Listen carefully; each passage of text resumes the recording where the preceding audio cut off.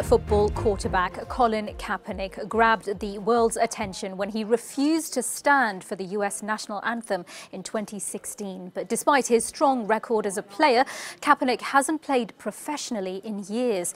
Well, now he's been passed over by yet another NFL team in need of a quarterback, raising questions about whether or not the athlete has been blacklisted for his activism. Well, Andy Robini joins me now for more on this and a roundup of the week's biggest sports stories. Hi, Andy. Great to see you again. So do you think Colin Kaepernick will return to the NFL? Well, sadly not, according to many NFL fans. This was the perfect opportunity for the Washington Redskins to sign the 31-year-old.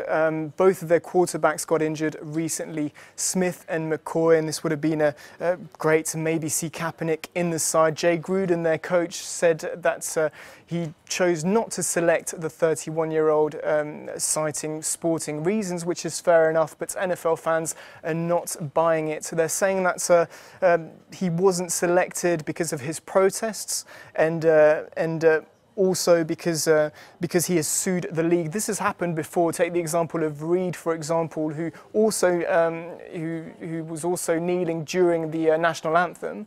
He's now playing for the Carolina Panthers and is doing well. Take Tom Brady. He sued the league as well during the Deflategate incidents. I don't know if you remember this one. A couple of years ago, the Patriots were accused of deflating the balls, which would make a quarterback's job easier. He was banned for a few games, came back, won the Super Bowl, which shows that it can happen, but just the clock is ticking for Kaepernick.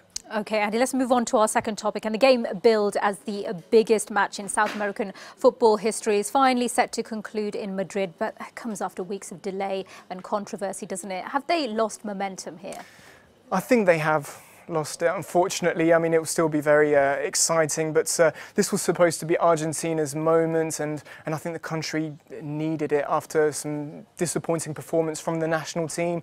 Lionel Messi finishing behind the likes of Cristiano Ronaldo, Kylian Mbappe, Griezmann, and obviously Luka Modric in the Ballon d'Or rankings. And instead of talking about the passion and football, we're talking about security measures and the incidents which led to this game being moved to Madrid and the Bernabeu. Now, the Bernabeu has an 81,000 capacity, and we'll have to get our calculators out here because 25,000 tickets were given to Boca fans and 25,000 were given to River Plate fans. Now, they'll only be able to give 5,000 of these tickets to fans actually living in Argentina, which will definitely impact the atmosphere, but it should still be a good one, which we'll be watching on Sunday. Yeah, and finally, last weekend's heavyweight bout between Deontay Wilder and Tyson Fury ended in a split decision, but the boxing community is still up in arms over this. What's the controversy here?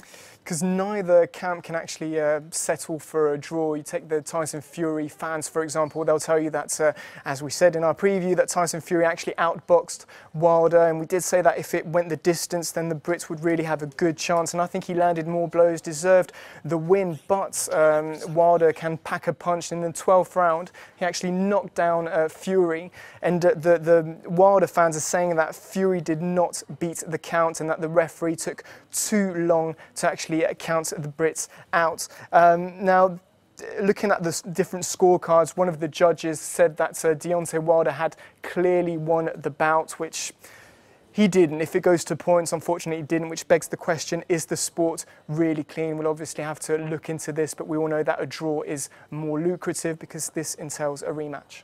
Well, yeah, indeed. It could well be a rematch there. Andy Robini, thank you with Talking Sport there. Thank you.